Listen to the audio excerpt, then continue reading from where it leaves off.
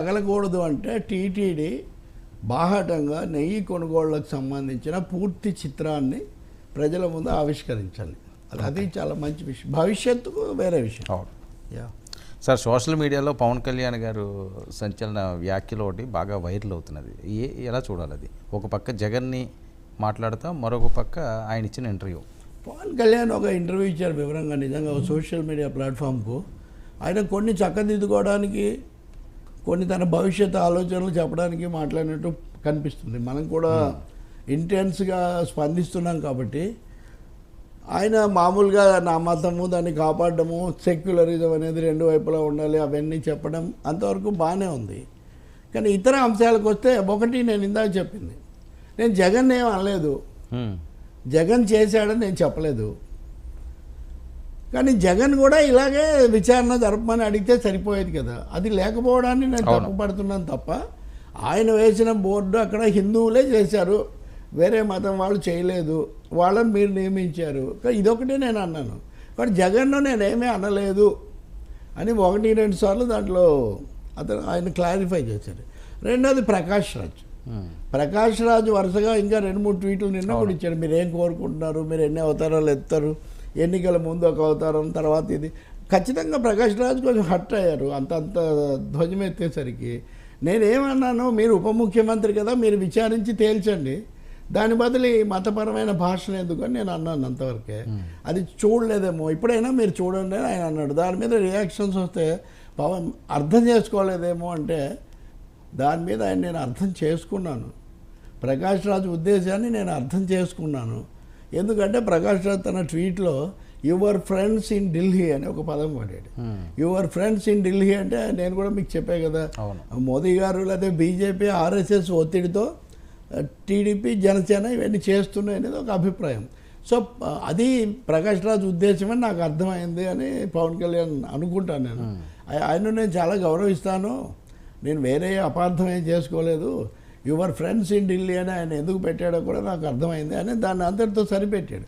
ఇంకా దాడి కొనసాగించలేదు. మీరు గమనించాల్సింది, ఆయన 3 ట్వీట్లు పెట్టినా ఈయన దాన్ని కొనసాగించకుండా దాన్ని అక్కడికి ముగించేశాడు. మూడోది ముఖ్యమైనది, ఇతర పార్టీల వాళ్ళని చేర్చుకోవడం. దాని గురించి పదే తన ఇంటర్వ్యూలో Pawan Kalyan I'm a reluctant cine actor, I'm a reluctant politician అని రిపీటెడ్గా, అంటే చాలా అయిష్టమైన సినిమా హీరోయిన్ అయ్యాను, అయిష్టంగా రాజకీయాల్లోకి వచ్చాను, ఉప ముఖ్యమంత్రి పదవి కూడా నేనేం పెద్దగా ఆస్వాదించి దానికోసం నేనేమి అంత వెంపర్లాడడం ఎగబడడం ఏమి ఉండదు, ఇవన్నీ నా జీవితంలో అలా జరుపుకుంటూ వస్తున్నాయి అనే మాట ఆయన 1-2 సార్లు చెప్పినప్పుడు, మరి చాలామంది మీ పార్టీలోకి వస్తున్నారు కదా, మరి ఇలాగే చేర్చుకుంటారా మీరు, దీనివల్ల అంటే జరుగుతుంటాయి అంతే, నేనేం ప్రత్యేకించి ఎవరిని వెంటబడను. కానీ అదే సమయంలో రంగంలోకి వచ్చాను కాబట్టి మేము కూడా పెరగాలి కదా, మేము కూడా అది ఉంటుంది, అవి జరగాల్సినవి మినిమం జరుగుతాయి. అంటే ఉప ముఖ్యమంత్రి అయ్యారు రిలక్టెంట్గా, ఓకే,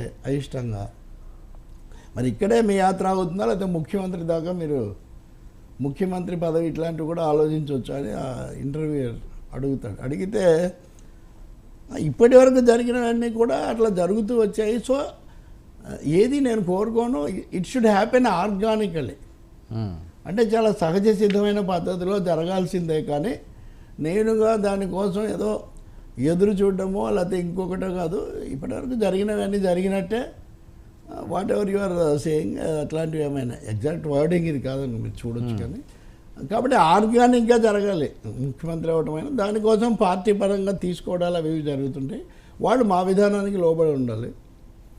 ఇంకా ఇతర విషయాల మీద అంటే మళ్ళీ ఈ మాటలు మళ్ళీ ఏమైనా కొంత అపార్థానికి అవకాశం ఇస్తాయని భావించి ఉండొచ్చు. కానీ యాజ్ ఫర్ ప్రజెంట్ నేను పూర్తిగా చంద్రబాబును బలపరుస్తున్నాను. ఈ రాష్ట్రానికి చంద్రబాబు నాయుడు నాయకత్వం, చంద్రబాబు నాయుడు అనుభవం అవసరం.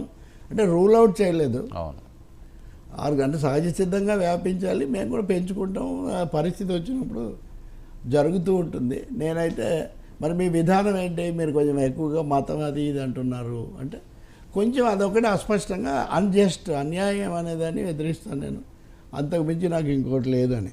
కానీ లౌకికవాదుల మీద మటుకు ఆయన ఆగ్రహం కొనసాగుతున్నట్టుగా ఉంది. వీళ్ళు ఎంతసేపటికి హిందువులనే అంటారు, ఇతర మతాల గురించి మాట్లాడడానికి భయపడతారు, చాలా తప్పండి అది.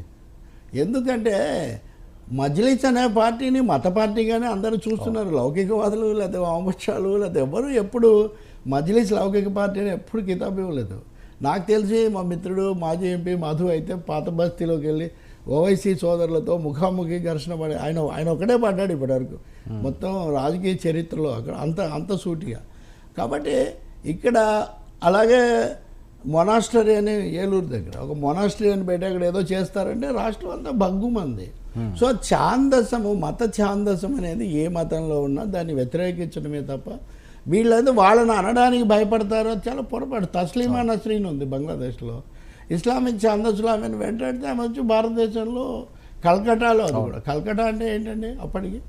కాబట్టి వీళ్ళు ఏదో హిందువులనే అంటారు, ఈ ఆలోచన అయితే పొరపాటు. అదొక్కటే ఆయన పాత మెయింటైన్ చేశాడు. అలాగే అది చేయాల్సిందే. ఎన్డీఏలో ఉన్న తర్వాత ఇంకా ఆయనకు అది తప్పదు, స్క్రిప్ట్ మారదు, అది ఎన్డీఏ స్క్రిప్ట్ అది.